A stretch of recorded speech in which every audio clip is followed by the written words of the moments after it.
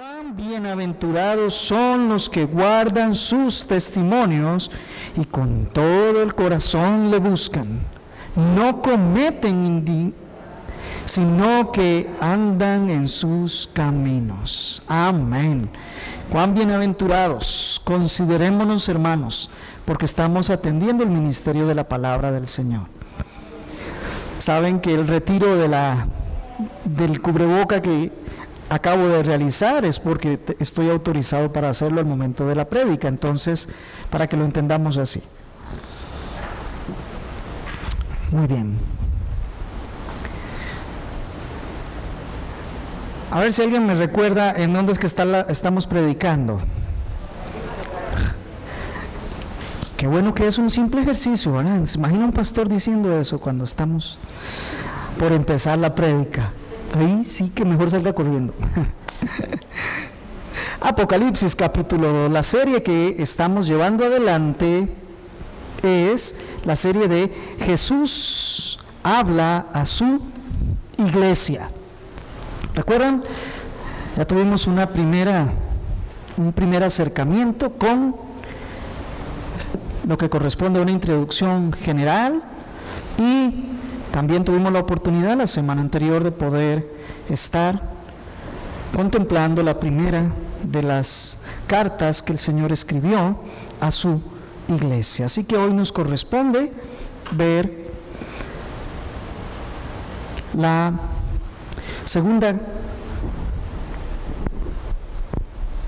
segunda carta de Jesús, siempre en el capítulo 2 y de los versos 8 al 11. Mientras va llegando usted por ahí, quiero decirle que el título de la predicación hoy es Sé fiel. Sé fiel implica que hay una ordenanza, hay un mandato. Sé fiel. No es una sugerencia, no es que haga el mejor esfuerzo posible, es ser fiel.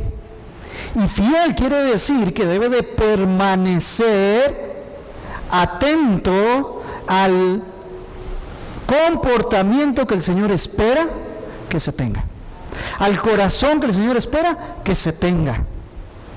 Así que la propia mención del título ya nos lleva al contenido de lo que vamos a estar revisando. Quiero decirle antes de que leamos el texto que durante la persecución del siglo II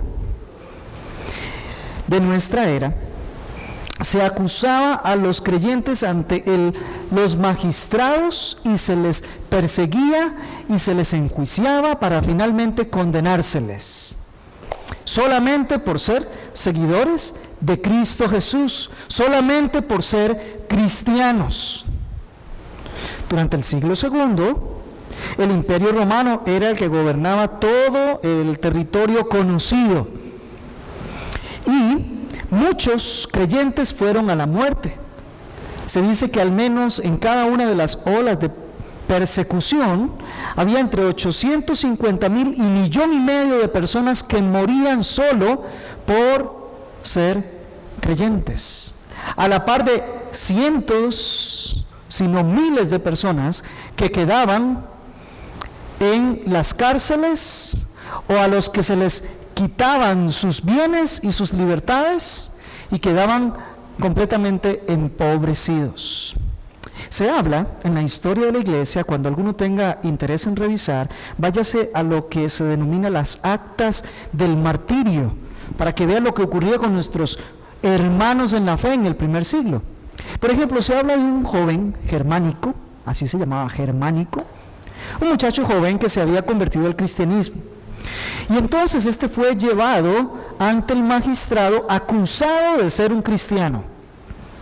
A los cristianos se les acusaba de muchas cosas, principalmente se les acusaba de ser ateos. Fíjese, a los ateos se les llevaba a los jueces y eran condenados por ser ateos. Hoy a los ateos más bien se les da casi elogios, ¿verdad? Pero se les decía ateos a los cristianos. Obviamente no era algo que estuviera en la verdad, sino que era mentira, era falso, porque ellos, los cristianos, no adoraban a los demás dioses. sino que ellos adoraban solamente a un Dios, y peor aún para la gente, porque ese Dios al que adoraban no se veía. Los demás dioses tenían sus esculturas, tenían sus imágenes, y entonces la gente iba, los adoraba, y era algo visible, pero el Dios de los cristianos era un Dios que no se veía. Entonces se les decía en el primer siglo que ellos eran ateos, porque no adoraban a los dioses, y eso era suficiente. Pues este joven germánico fue traído ante el tribunal. Este hombre germánico vivía en una ciudad que hoy queda en Turquía, que se llamaba Esmirna. Hoy si lo buscan ahí por ahí en internet va a aparecer con el mismo nombre. Sigue llamándose igual, la ciudad no ha cambiado, excepto que se le llama Izmir en la mayoría de los idiomas, pero en español Esmirna. Y este joven, como era muy joven, se le dijo ahí, estando ante el magistrado: usted tiene la oportunidad de renunciar a la fe cristiana. Si usted renuncia a la fe cristiana, puede evitarse el juicio, puede evitarse todas las demás cosas, se va para su casa, sigue haciendo su vida normal. Pues Germánico no renunció a la fe, ni aún por ser tan joven. Toda su vida le quedaba por delante. Él no renunció, él se mantuvo firme, y al mantenerse firme pues fue condenado entonces a la muerte, y cuando ya iba camino a ser ejecutado se le volvió a dar una oportunidad más. Ellos se le daban 3 oportunidades, una oportunidad más para que renunciara a su fe, y él dijo: no puedo hacerlo. Es más, no deseo seguir viviendo en un mundo donde se cometen tantas injusticias. Y eso enardeció a las multitudes, y lo llevaron al ágora. Aún existe el ágora en Izmir o en Esmirna, y ahí lo ejecutaron, y todo el mundo comenzó a gritar: ataquen, atrapen a los ateos. Y se mencionó el nombre de uno muy querido por todos, de un hombre anciano, Policarpo de Esmirna, así se llamó, un hermano nuestro en la fe, Policarpo de Esmirna, que era un maestro de la fe, que era intachable en su testimonio, que era un hombre querido por la mayoría del pueblo porque hacía el bien. Tenía una escuela, enseñaba el cristianismo, él seguía a Cristo. Y como todos sabían que en la ciudad de Esmirna ese era uno de los principales maestros, de hecho era el anciano o pastor de la iglesia en Esmirna, entonces a él lo llaman y lo traen para que también sea, empiezan a buscar para que también sea ejecutado. Y aunque muy anciano, se le hace una primera intimación y se le dice: renuncia a la fe y se salva. Todos lo queremos mucho, ya es un anciano, ¿para qué se va a someter a eso? Simplemente haga 2 cosas: maldiga a Cristo y adore al César.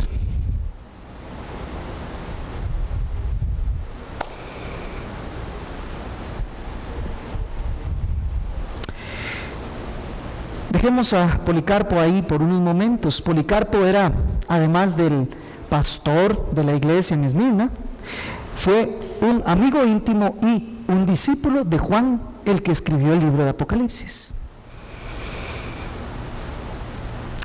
En cierto momento, otro de nuestros hermanos, Ignacio de Antioquía, pastor anciano en Antioquía, iglesia que fue fundada por Pedro, y el segundo pastor entonces del que estamos hablando, Ignacio. Ignacio le escribe a Policarpo y le dice: Policarpo, yo como usted soy anciano, a mí ya me vinieron a perseguir y ya me llevan camino a Roma. Manténgase usted firme, manténgase firme en la fe.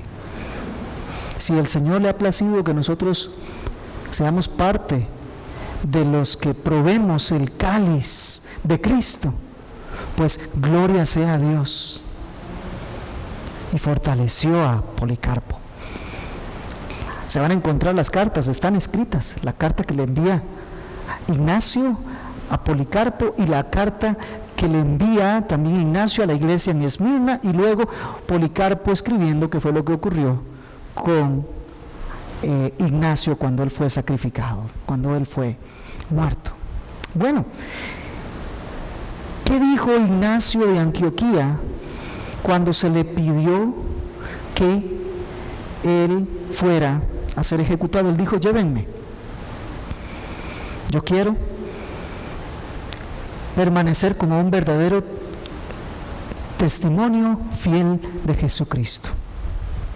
Y cuando él escribe a la iglesia, a la amada iglesia en Esmirna, ¿sabe qué le dijo? Le dijo que oraran por él, pero no para que se evitara su ejecución, no para que fuera liberado, sino que él dijo: para que no solo me llame cristiano, sino que también me comporte como tal. Dijo Ignacio: mi amor está crucificado, no me gusta ya la comida corruptible, sino que quiero el pan de Dios, que es la carne de Jesucristo, y su sangre quiero beber, que es imperecedera. Cuando yo sufra, seré liberado en Jesucristo, y con Él resucitaré en libertad. Soy trigo de Dios, y los dientes de las fieras han de molerme para que pueda ser ofrecido como limpio pan a Cristo Jesús. ¿Verdad que esa concepción del Coliseo romano cambia? Ya no es tan bella, ya no es tan bonita. Esto lo recibió Policarpo, lo recibió la iglesia de Esmirna.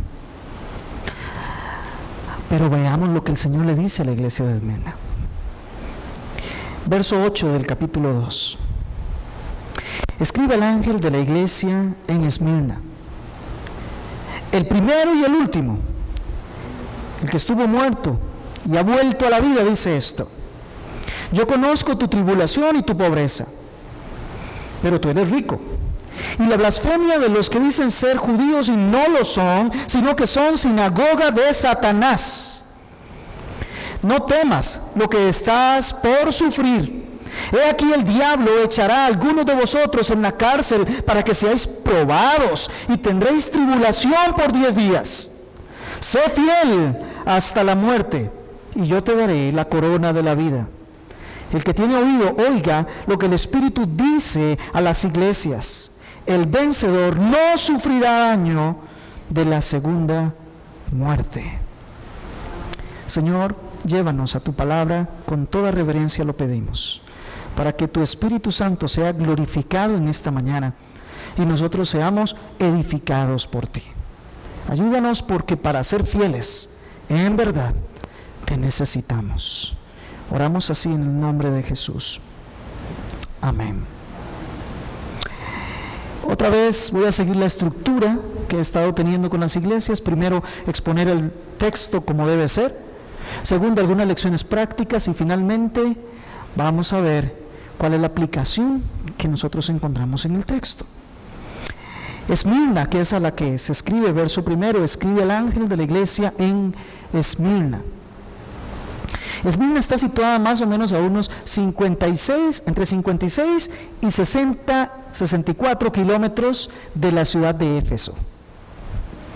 Éfeso fue la primera, Esmirna es la segunda. Más o menos a esa distancia. Fue fundada en el siglo XII antes de Cristo, pero fue arrasada en alguna de sus guerras, y por eso en el siglo IV Alejandro Magno ordenó que se volviera a levantar la ciudad justo en el lugar donde estaba anteriormente, la ciudad de Esmirna. La ciudad de Esmirna, al ser favorecida por el emperador, entonces siempre era fiel al emperador, al punto de que en algún momento el Imperio Romano había tenido guerra y venía de regreso sin absolutamente nada. Los soldados estaban cansados, con hambre, y llegaron a Esmirna, y los de Esmirna les dieron todo lo que tenían a ellos. Entonces el Imperio Romano la vio a la ciudad tan favorecida para con ellos, que les dio grandes libertades, Y fue allí donde se construyó el primer templo a la diosa Roma, donde se adoraba al César.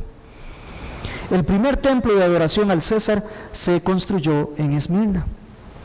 No solo había templo para adorar a César, sino que se adoraban otros dioses, Cibeles, Esculapio, me logré acordar, y algunos cuantos dioses más. Diana también era adorada ahí, Afrodita, en fin, habían dioses de dioses. Tenían una calle ancha, que era muy conocida porque era una calle pavimentada, que la daba vuelta a la ciudad. Empezaba en un templo, pasaba por todos los templos y terminaba en el último templo. Así que la gran cantidad de paganismo que había ahí era asombrosa. Esmirna también tenía un puerto, una bahía, es una entrada de agua ahí en el mar Egeo. Y por ende, entonces tenía mucho comercio, y al tener tanto comercio y ser tan próspera y tan rica, incluso se dio el lujo de imprimir su propia moneda. Ellos tenían su propia moneda para comerciar allí en Esmirna.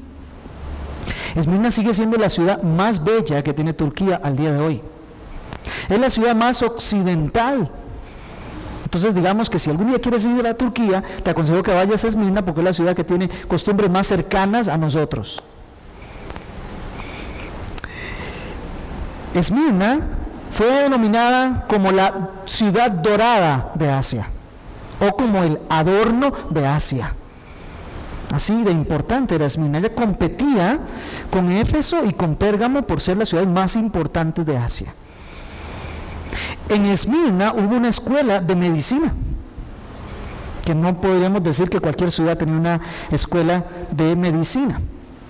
Aproximadamente unos 200,000 habitantes para la época del siglo I era lo que tenía Esmirna. Y era una ciudad muy próspera y económicamente estaba por encima de todas las demás ciudades. Pero ahí había una iglesia. Y esa iglesia era una iglesia totalmente pobre. Pobre.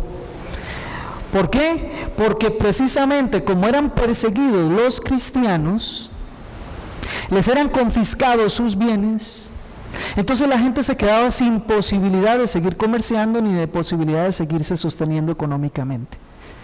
Entonces era una iglesia de tamaño mediano, pero completamente empobrecida, por personas que habían perdido familiares, que los habían matado, que estaban en la cárcel, y ellos se habían quedado sin bienes.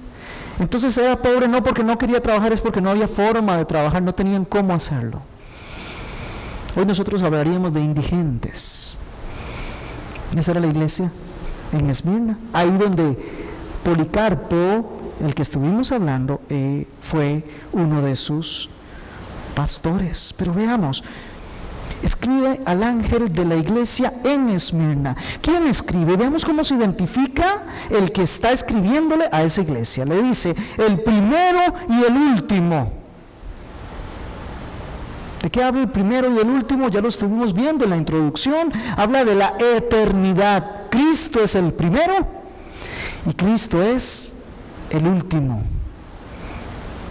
En Él fueron creadas todas las cosas y todas las cosas son para Él y son en Él. Eso habla de una eternidad. Eso habla de que Cristo ha existido siempre y siempre existirá. Será el nombre dado a los hombres en el cual nosotros podamos ser salvos. Es la expresión comparable a lo que el mismo Cristo, manifestándose a Moisés, le dijo: yo soy el que soy.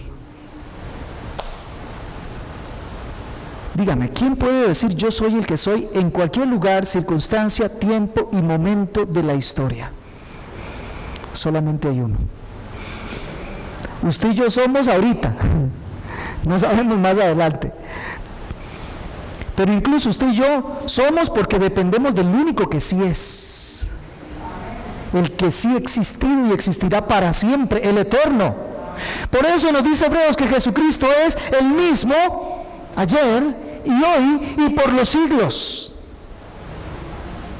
El que les está hablando a los hermanos en Esmirna es aquel que dice: yo he sido siempre y siempre seré, yo estaré, yo permaneceré, yo me mantengo, yo soy el estable, yo soy el que estoy con ustedes por siempre y en todo momento, en todo lugar, donde quiera que ustedes estén, allí yo estoy y lo que estén pasando, yo permanezco con ustedes.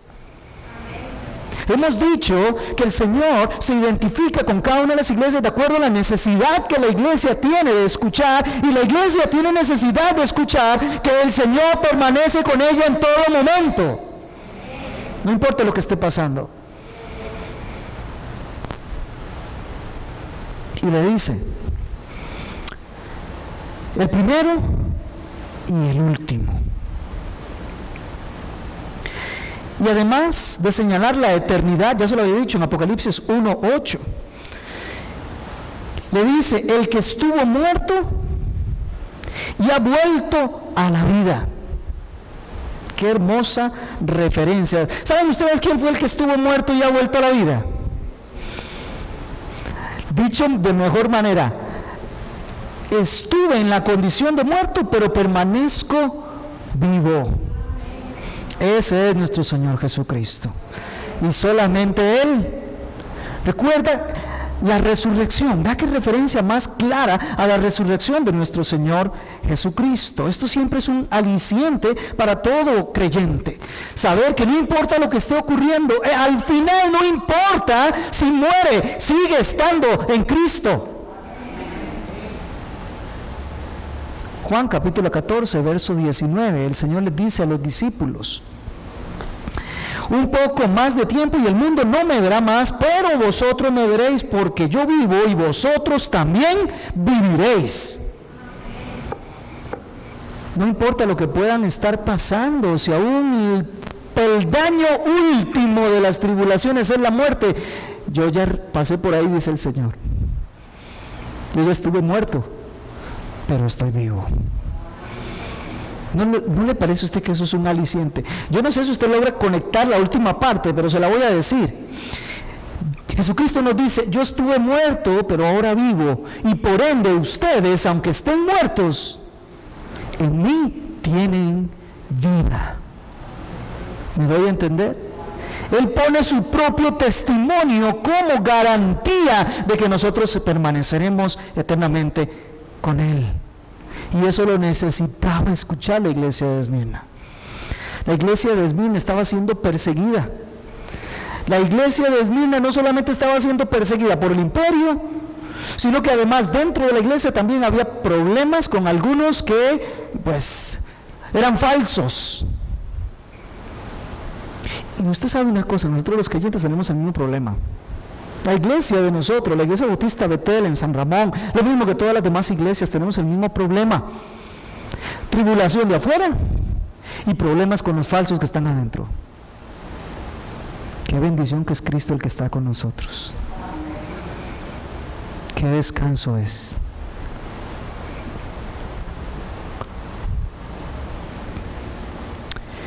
La fidelidad de Cristo al hacer la voluntad del Padre y venir a morir y resucitar para llevar a los suyos a la gloria, es lo que nosotros debemos de meditar para poder entonces ser fieles a Cristo con ese amor, hacer la voluntad que Él tenga para nosotros. Eso es un ejemplo práctico. Esta presentación de Cristo diciendo quién es Él y cuáles son sus credenciales tiene que darle ánimo al que está sufriendo persecución, al que está sufriendo tribulación, pues sabe que las cosas temporales aquí en algún momento ya se acaban, ya esto se termina, pero hay algo que permanece, y es que aquel que está verdaderamente en Cristo sabe y tiene la plena garantía de que el amor que Cristo tiene por esa persona, mire, no se disipa con nada. Ni la muerte, ni la vida, ni lo porvenir, ni ninguna cosa creada nos puede separar del amor de Dios en Cristo Jesús. Al final de lo que se trata es de esa seguridad para nosotros. Y vea lo que le dice el Señor. Dice esto, entro al verso 9. Terminamos con la identificación y entramos al verso 9. Ve lo que dice: yo conozco tu tribulación. Otra vez el yo conozco, como le dijo a los efesios, yo conozco, yo sé, yo tengo soberanía, yo tengo omnisciencia, yo estoy en el entendido. Lo que ustedes estén pasando, yo lo conozco. Yo pasé por ahí. Yo estuve muerto. ¿Recuerdan antes de estar muerto todo lo que pasó el Señor, toda la tribulación, las aflicciones, la burla, todo lo que sufrió, el abandono? Y yo pasé por ahí, dice el Señor, yo conozco, sé lo que ustedes están viviendo, sé la realidad. Y no solo eso, iglesia, sé lo que van a pasar. No me asombra porque todo es parte del plan que yo mismo diseñé. Yo conozco el dominio, el control absoluto y total es del Eterno, el que estuvo muerto pero que hoy vive. Todo lo que usted esté pasando, mi amado hermano y mi amada hermana, el Señor lo conoce plenamente. Ya pasó por ahí. Él lo tiene en un plan y un propósito perfecto para la vida suya. Lo mismo que ocurre con la vida mía. Él lo sabe, Él lo conoce. Él es el que domina la circunstancia, incluso la muerte misma. Él la domina, Él la tiene en sus manos. Él arrebató ese imperio a la muerte de determinar lo que pasa con el hombre. Y le dice, yo conozco tu tribulación. La situación de la iglesia de Esmirna era una situación bien difícil. El primer emperador romano que persiguió a la iglesia se llamó Nerón, ¿recuerdan en la historia Nerón? Se dice que incluso Pedro y Pablo murieron por causa de la persecución de Nerón. Él subió al poder en el año 54 aproximadamente. En el 64 ocurrió la quema famosa, ¿verdad?, de Roma, y entonces Nerón culpó a los cristianos y los persiguió. Fue una persecución muy cruel, ni hablar de lo que sufrieron nuestros hermanos. Aún bajo Domiciano, en el año 81, cuando sucedió a Tito, todos estos emperadores, seguía la persecución de los creyentes, simplemente porque no doblegaban sus rodillas ante el César, sino que ellos seguían a Cristo, no cometían ningún delito, no cometían ninguna infracción, ningún crimen, simplemente ellos no querían adorar al Dios que se quería poner, sino que ellos eran fieles a Cristo Jesús. En la historia se habla de un gobernante de Bitinia, hoy Turquía, donde está ubicada Esmirna. Plinio el joven, hoy les estoy dando nombrecitos para que se aprendan. Plinio el joven, él llegó a ser emperador, pero más o menos era lo más justo que fuera posible. Entonces, cuando él vio que estaban persiguiéndose a los cristianos, que se les enjuiciaba, y él comenzaba a indagar qué era lo que ellos hacían para darse cuenta por qué los estaban acusando y por qué los tenía que condenar, él comenzó a observar patrones de conducta que dijo, aquí no hay ningún crimen.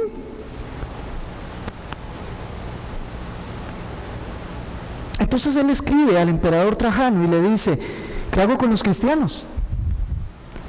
Porque se les acusa, se les persigue y todo lo demás, y ellos no veo que hayan cometido ningún crimen. Eso sí, cuando se les dice que adoren al emperador, ningún verdadero cristiano lo va a hacer nunca. Eso dice Plinio el joven, un gobernador romano que no es creyente. Porque sí, habían algunos que cuando eran llevados a la hoguera, que cuando eran llevados entonces sí se devolvían. Esos no son verdaderos cristianos, esos no eran fieles. Pero él lo llegó a reconocer y dijo, los verdaderos cristianos jamás van a adorar a César, ellos solo adoran a Cristo. Y le manda a escribir al emperador y le dice, ¿qué hacemos? Porque ellos no están cometiendo un crimen. Trajano le dice, bueno, no los persiga más, pero si los acusan, hágalos que adoren al César, y si no lo quieren hacer, entonces condénenlos. Al final de cuentas, exactamente como los políticos de hoy, ¿verdad? Y entonces Plinio dice, Le dice en esa carta a Trajano, le dice, ¿sabe qué es lo que hacen los cristianos? Hacen lo siguiente: se reúnen para cantar antifonalmente himnos a Cristo como a Dios, hacer votos de no cometer robos, adulterios ni otros pecados, y para una comida en lo que no se hace cosa alguna contraria a la ley ni a las buenas costumbres. Qué hermoso que fuera el mismo testimonio de nosotros, ¿no le parece?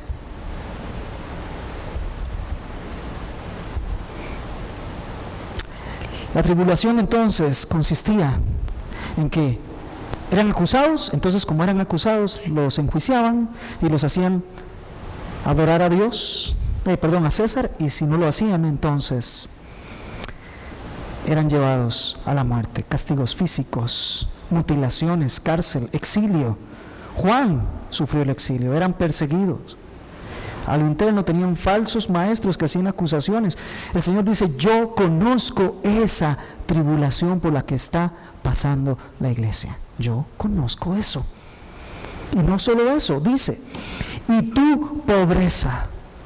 Imagínense una situación en donde usted y su familia son acusados de ser cristianos. Algunos van a la muerte, otros quedan vivos, pero les confiscaron todos los bienes. Tal vez alguno mutilado o golpeado, herido. ¿Qué condición queda? Una condición de pobreza, de indigencia.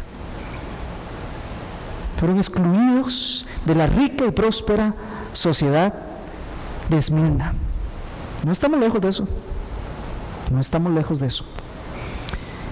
El Señor dice, yo conozco su tribulación y conozco su escasez de recursos materiales, de recursos económicos. ¿Cuántas iglesias hay con gran escasez de recursos económicos actualmente, verdad? Y dice, pero eres, ¿vieron lo que hay entre paréntesis? Pero eres rico.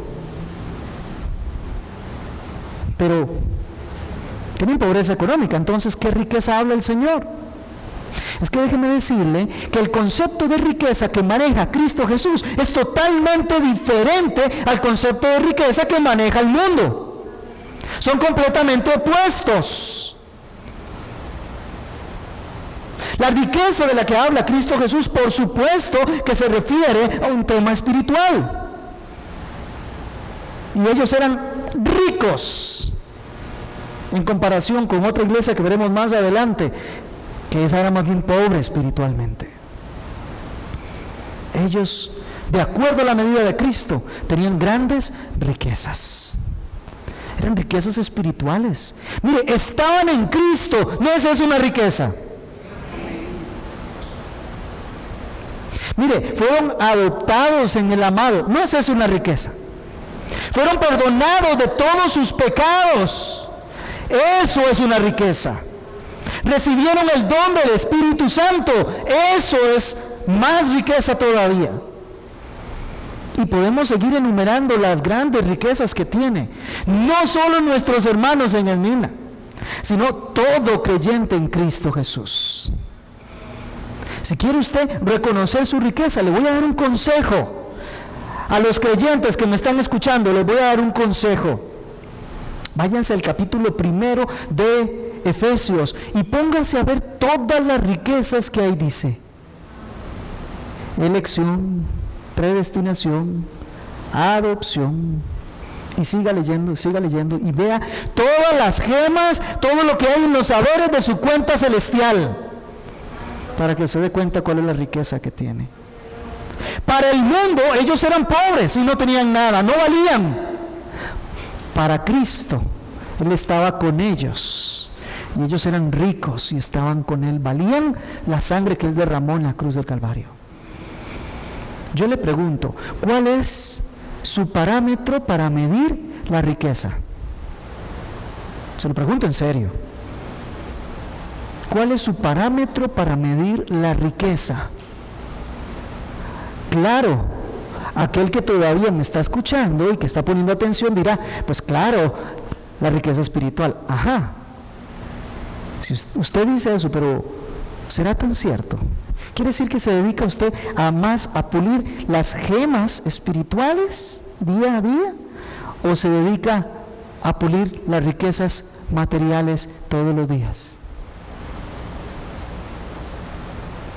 Jesucristo lo había dicho de otra manera: haceos tesoros en el cielo, no aquí en la tierra. Hoy quiero llamar la atención a los hombres, voy a aprovechar el momento. La gran mayoría de los varones que están en esta congregación están en un chat para oración 2 veces a la semana.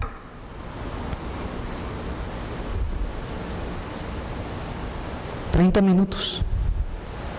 Un horario bien temprano para los que entran muy temprano y un horario tarde para los que salen tarde.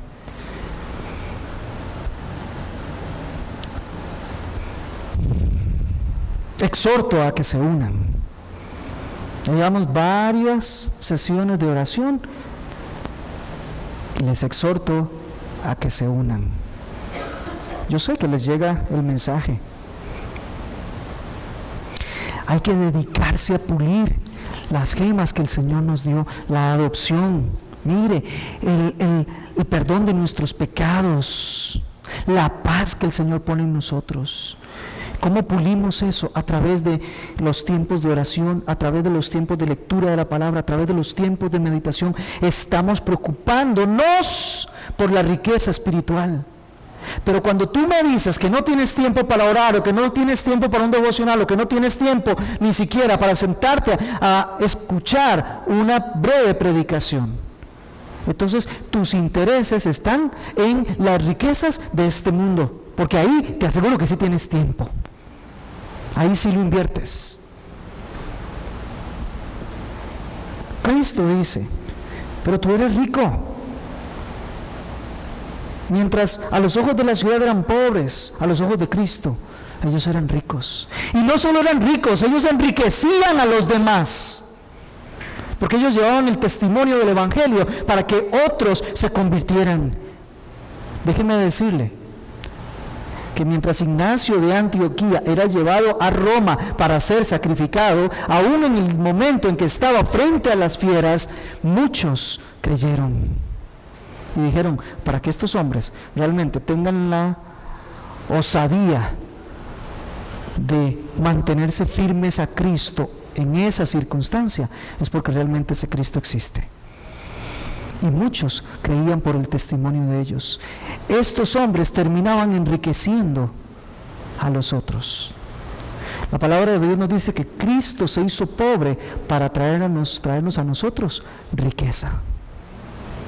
Él dejó su trono de gloria y vino a ser como uno de nosotros, humillándose en ese proceso, y estando en la condición de hombre se humilló para poder ir hasta la muerte, y muerte de cruz, a fin de que nosotros obtuviésemos la riqueza.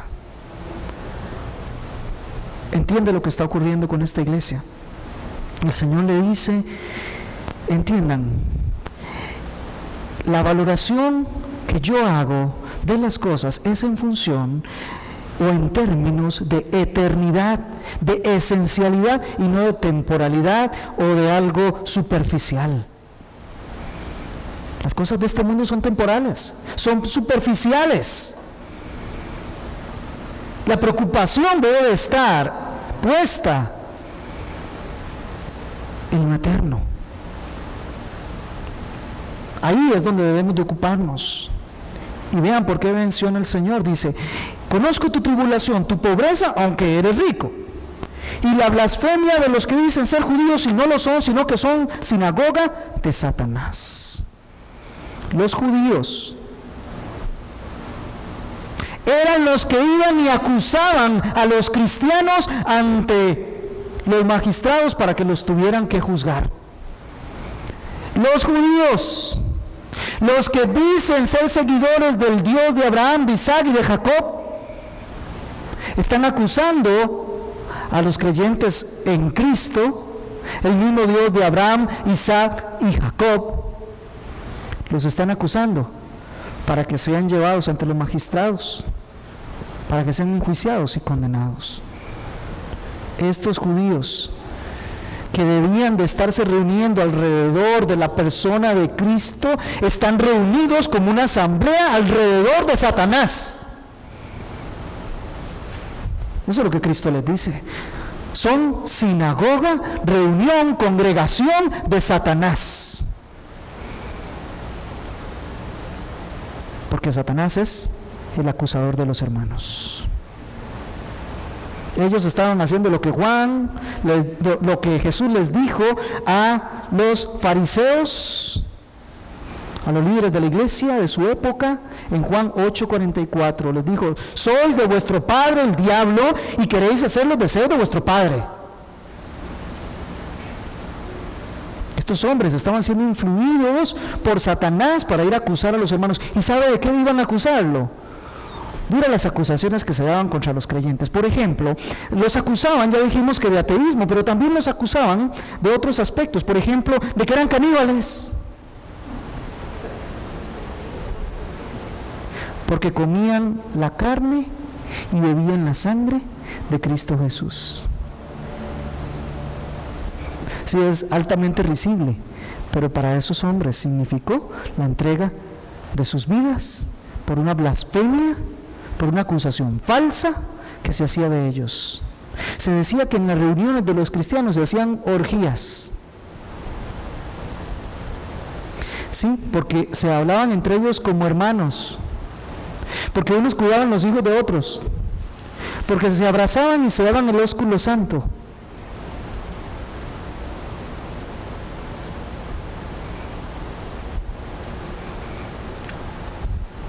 Y ese tipo de acusaciones falsas, mentirosas, era con los que llevaban a los creyentes ante los magistrados. Y por supuesto el magistrado lo primero que tenía que hacerlos era ponerlos a hablar y a decirles que juraran por César.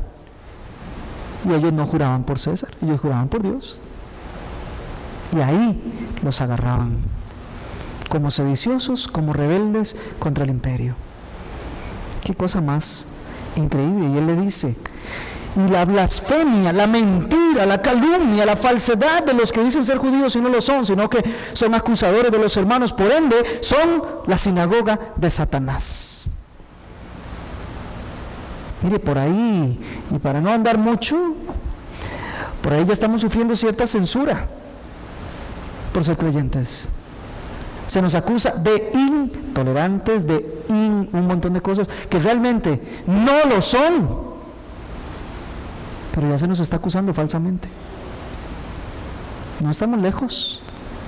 Agárrese el cinturón, como dice por ahí, apriétese el cinturón porque no andamos lejos de esto.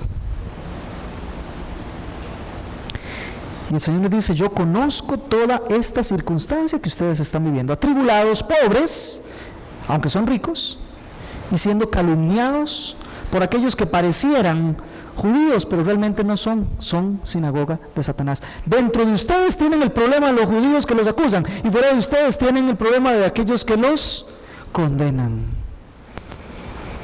La iglesia ha pasado muchas veces por esto.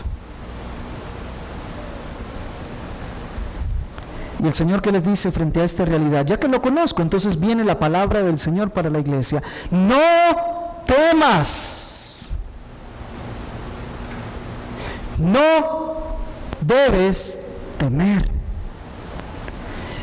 lo que está por acontecer, lo que estás por padecer, dice el texto, o por sufrir. No debes de temer nada de lo que estás por sufrir. Por supuesto, con esto el Señor les está diciendo: ustedes no saben algo que yo sí sé, lo que está por venir.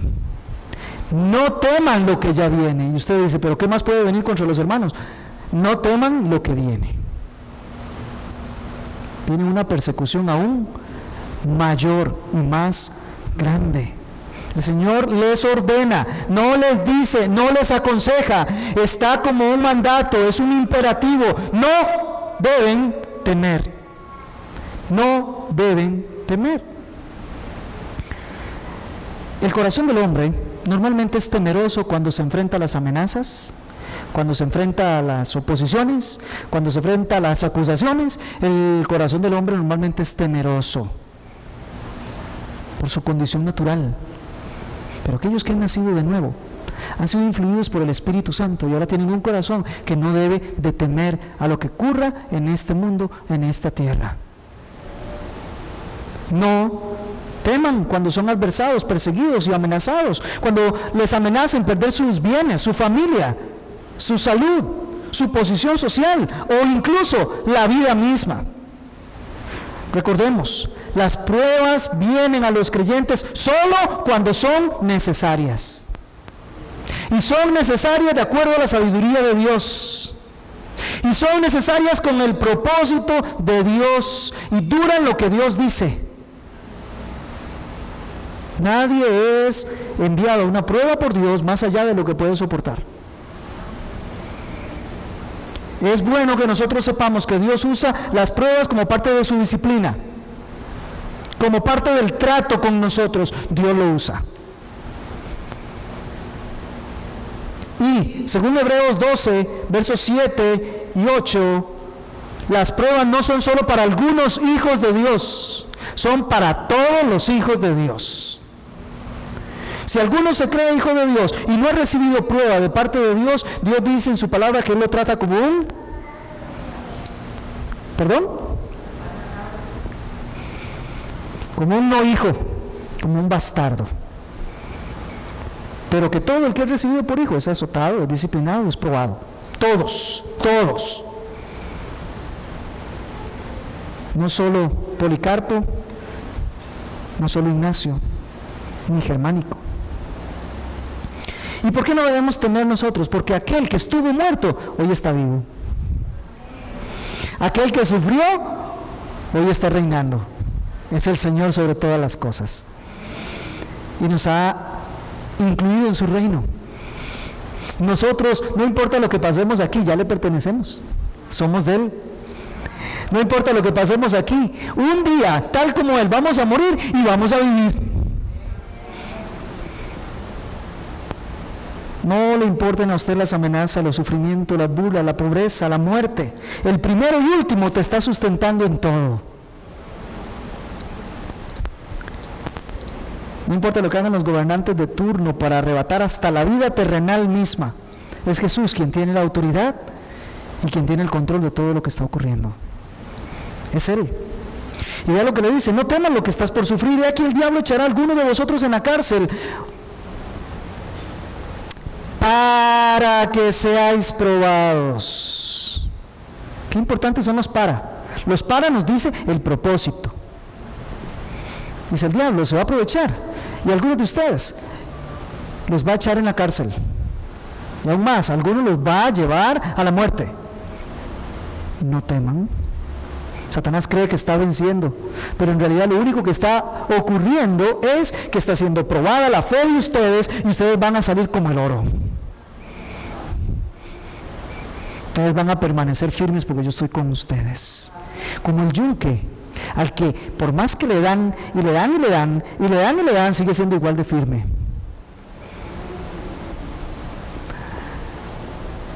Dice, eso que Satanás piensa hacer con ustedes simplemente es una prueba. ¿Y sabe qué significa prueba? Significa que vamos a probar. No para ver si está o no está, sino para asegurar que ahí está Cristo. Qué increíble. Tendréis tribulación, pero es para prueba, para que nuestra fe resulte en alabanza, gloria y honra para Jesucristo mismo. 1 Pedro 1:7. La finalidad es que se vea que el Señor de verdad sostiene firmemente a los suyos, no importa lo que esté pasando. Al final la gloria es de Él, aunque nosotros gozamos de los beneficios de su gloria. Tendréis tribulación por 10 días. Es una sola tribulación que vendrá sobre los hermanos de Esmirna, de corta duración y determinada, dominada por Dios. Le va a decir, no, es que esto no es que se va a salir de proporción. Viene una tribulación y va a durar 10 días. ¿Se da cuenta la soberanía? ¿Se da cuenta la autoridad, el poder de Dios? Lo que usted esté pasando, lo que usted vaya a sufrir, ya el Señor lo tiene determinado desde corta duración y es específicamente para que se pruebe que usted es un hijo de Dios, para que se afiance su fe, para que usted vea en quién ha confiado. Es una mayor tribulación a la que ya estaban pasando. Y sí, cuando leemos los anales de la historia, cuando leemos las actas de los martirios, de verdad que eran cosas increíbles e indecibles casi. Les invito a aquellos que tienen esa curiosidad. John Foxe habla del martirio de los creyentes. Justo L. González, ya lo hemos mencionado, hermano cubano, historiador, habla de estas cosas. Búsquense los padres apostólicos y lean todo lo que ha pasado en la iglesia. Y Él les da un mandamiento puntual. Les dice el Señor: sé fiel hasta la muerte. No es poco eso. Primero es una orden. Sé fiel. Permanezca. Es un mandato puntual. Sé fiel hasta la muerte y yo te daré la corona de la vida. ¿Quién es el que dice yo te daré la corona de la vida? El que murió, pero vive. En Él está la vida. Por eso Él puede prometer la vida a quien sea y se la va a dar, porque Él tiene autoridad para hacerlo. Tiene capacidad. No se la dice un pastor, no se la dice un apóstol ni un profeta, se lo dice Jesucristo mismo: sé fiel hasta la muerte y yo te daré la corona de la vida. El que cree en mí, dijo Cristo, aunque esté muerto, vivirá. Y el mismo mandamiento es para nosotros y para toda la iglesia de Jesucristo: fidelidad. No importa lo que vivamos, lo que suframos, lo que vayamos a padecer, fidelidad y ser fieles a Él, solamente a Él. Sí, el cristianismo es exclusivo. Solo hay uno al que adoramos. Solo es uno el camino. Solo es una la fe. Solo es uno, nada más. Es a Él. Es imperativo. ¿Recuerda la parábola del mayordomo? Buen siervo y fiel. Qué hermoso será escuchar eso de nuestro Señor. Yo creo que Él ha dicho palabras preciosas y hermosas, pero creo que una de las más impactantes será escucharle decir eso. Sabiendo lo que yo sé, no creo eso. Pero Él, sabiendo lo que Él sabe, ahora sí me dan méritos para creer. Que Él diga: buen siervo y fiel, bien hecho. Amados hermanos, es algo que anhela de verdad el corazón que ha sido cambiado por el Señor. En todo ejercicio de la fe, en medio de la tribulación, recuerde, lo que el Señor le pide es ser fiel. No importa la tribulación, no importa lo que tengamos que entregar a cambio, no importa lo que se nos esté exigiendo, no importa lo que estemos sintiendo, el Señor pide fidelidad, ser fiel. Por eso oirán que nosotros los pastores, generalmente cuando los hermanos están pasando por tribulación, lo que les llegamos a decir siempre es: sean fieles. Vean lo que el Señor ha dicho en su palabra. Usted tiene que ser fiel a lo que el Señor dice. Fidelidad. Fidelidad. Y el resultado de ser fiel es la corona de la vida. Eso es lo que el Señor les dice. Jesucristo murió, pero vive y vivirá para siempre. Él es el dueño de la vida y Él hace con la vida lo que Él estima en su voluntad. Aquí a Él le pareció oportuno decirle a los hermanos que Él les promete la vida, la corona de la vida, mientras permanezcan fieles. Y sí, Esmirna sufrió aflicciones, persecuciones, calumnias, juicios impíos, violencia sin razón, muerte injusta, pero la iglesia permaneció fiel a Cristo.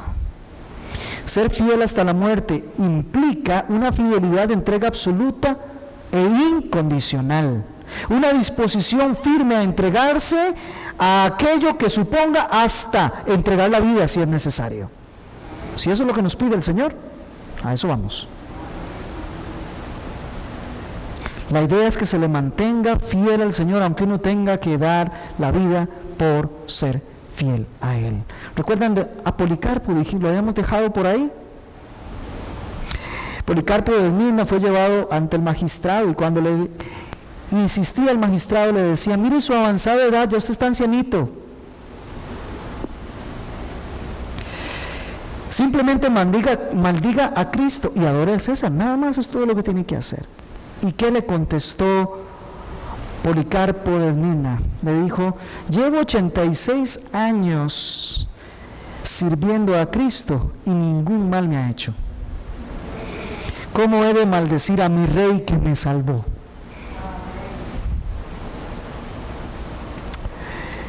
Por supuesto, fue condenado a la muerte. Veamos lo que nos dice el verso 11. El que tiene oído, oiga lo que el Espíritu dice. ¡Qué increíble! Aunque es una lección para la iglesia en general, recuerden, ya lo dijimos, tiene una aplicación personal. Espero que usted sepa que el Señor le está hablando a usted directamente, no al hermano de la par, sino que el Señor le está hablando a usted directamente. El Señor le está pidiendo que usted sea fiel. Si usted tiene oído, va a escuchar estas palabras, va a guardarlas en su corazón y va a comenzar a vivir fielmente para Cristo. Aunque lo que le pida sea contrario a lo que usted desee, aunque lo que le pida sea contrario a lo que usted quiere, aunque lo que le pida no sea tan políticamente correcto para usted, usted va a ser fiel a Cristo. Eso es lo que el Señor le está diciendo a la iglesia. El Señor sabe que no toda la iglesia va a escuchar. El Señor sabe que solo habrá alguno o algunos pocos que de verdad tienen oídos, que son sensibles y que están escuchando la voz de Dios en este momento, aún por intermedio de una voz tan imperfecta como la mía.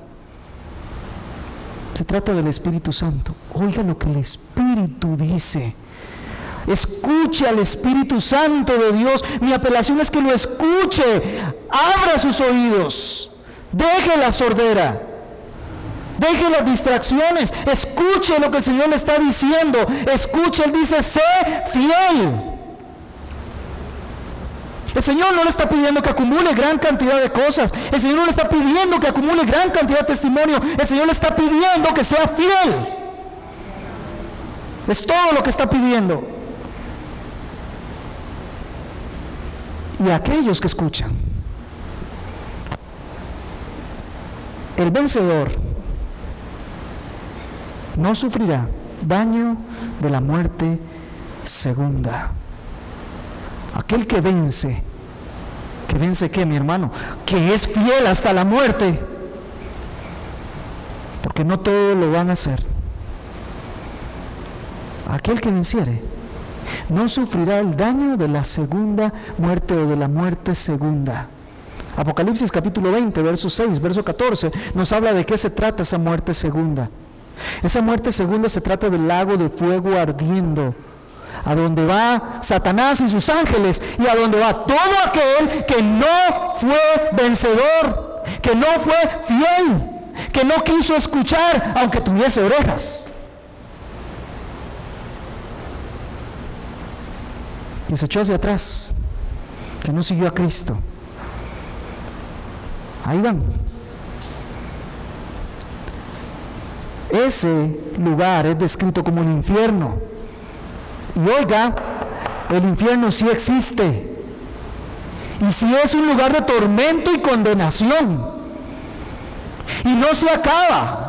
Así como la vida eterna que van a gozar todos aquellos que están en Cristo, hay una muerte eterna con efectos para siempre que van a estar recibiendo aquellos que vayan al infierno, sin posibilidad alguna de salir de ahí, sin esperanza.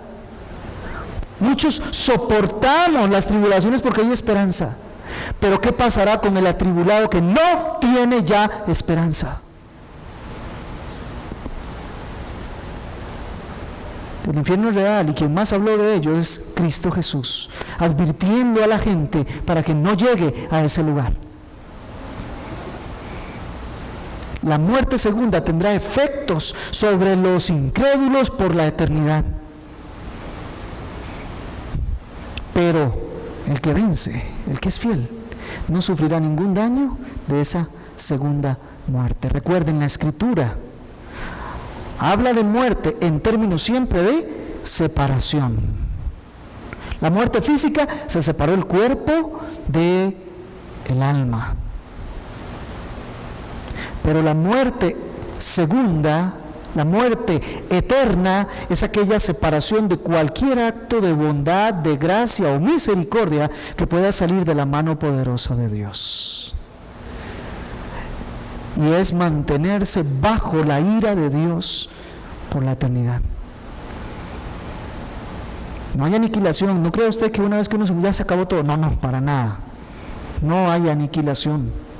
Lecciones para nosotros. Primero, Jesús es eterno para su iglesia. Por eso su iglesia siempre prevalecerá. No importa lo que pase. ¿Saben? En Esmirna todavía hay una iglesia, un grupo de iglesias cristianas.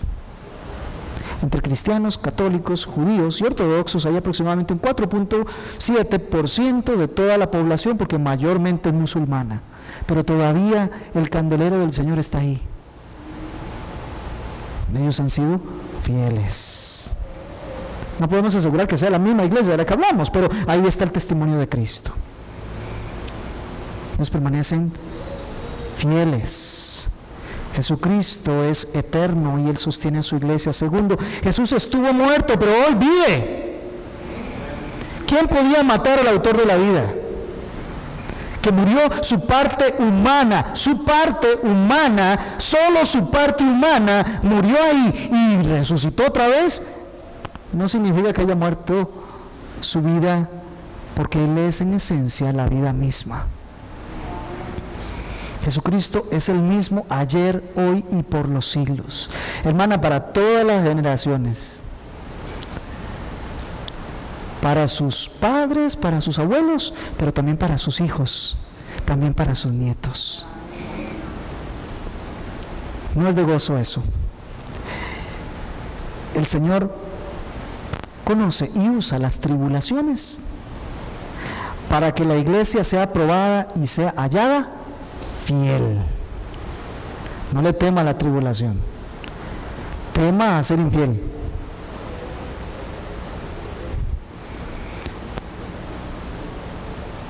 El Señor siempre premia a los que son fieles.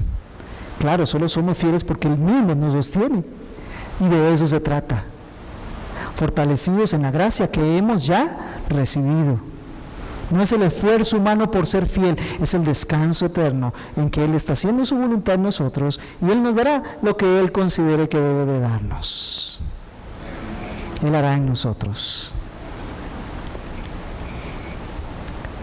Por favor, que las tribulaciones y la pobreza no sean su motivo, su excusa para ser infieles al Señor.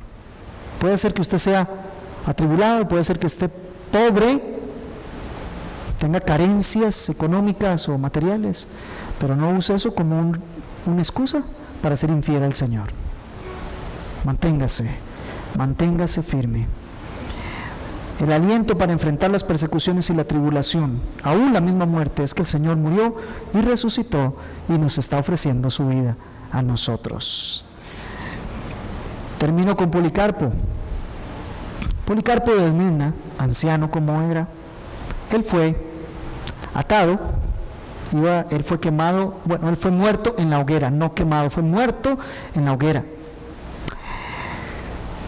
Y lo que se acostumbraba era que pusieran palos, como se puso en ese lugar, alrededor, y en el centro poner una estaca, y entonces clavar a la persona condenada para que no se escapara y ahí muriese quemado en un espectáculo público frente a todos los que se gozaban y le injuriaban mientras estaba muriendo. Policarpo fue llevado, y cuando lo pusieron en el centro, a él lo iban a clavar, y él le dijo al que lo iba a clavar: mire, no se preocupe, no me clave, nada más las manos atadas, déjeme aquí. El Señor, que me ha permitido llegar hasta aquí, me sostendrá para que yo no me mueva. Y en verdad, por el cariño que le sentían al anciano, no lo clavaron, simplemente lo dejaron ahí amarradito. Y él elevó una oración al Señor. ¿Quiere saber qué oró él al Señor? Policarpo elevó su mirada al cielo y oró en voz alta así: Señor Dios soberano, te doy gracias porque me has tenido por digno de este momento, para que junto a tus mártires yo pueda tener parte en el cáliz de Cristo. Por ello, te bendigo y te glorifico. Amén.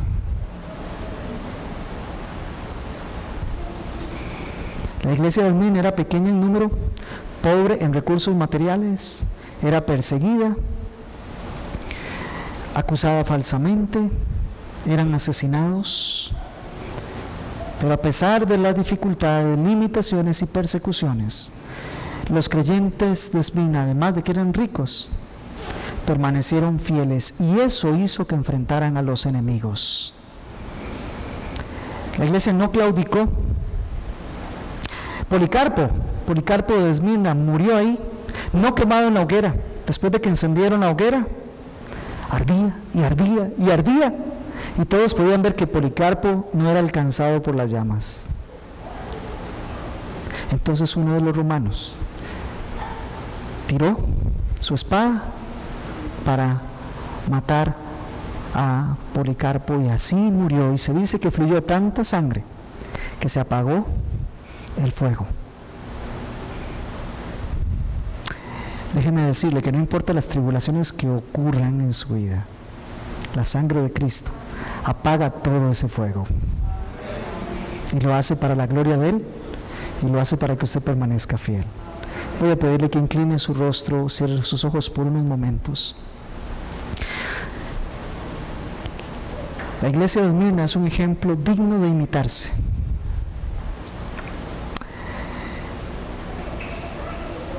Hay en el mundo de hoy muchas congregaciones que luchan por sobrevivir entre grandes limitaciones, además de que tienen que enfrentar persecución, paganismo, fanatismo religioso, censura. Pero todavía el testimonio cristiano existe aún en esos lugares donde se paga la fe con la vida. La promesa del Señor sigue infalible: sé fiel hasta la muerte. Si su vida es Cristo y su deseo sincero es vivir para su gloria, entonces estoy completamente seguro que usted podrá mantenerse fiel, aunque la exigencia sea entregar no solo su vida, sino su muerte. Dios quiera que todos los que estamos aquí ya estemos preparados y dispuestos. Señor, en esta hora, gracias por el tiempo que nos regalas.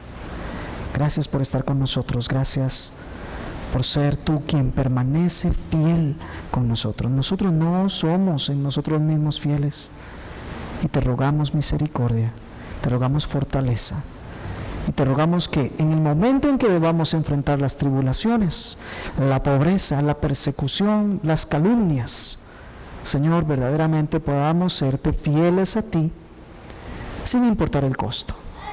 Que el ejemplo de Policarpo y todos nuestros hermanos de aquí atrás que han tenido que pasar, Señor, por grandes tribulaciones, nos animen al saber que hay un ejército de testigos en el cielo esperando para el cumplimiento del total de los creyentes, y que juntos lleguemos a darle la gloria y la honra a aquel que es primero y último, que murió pero que está vivo, que nos ofreció la corona de la vida y que nos libra de los efectos de la segunda muerte. A ti, Jesús, toda la gloria y el honor. Amén.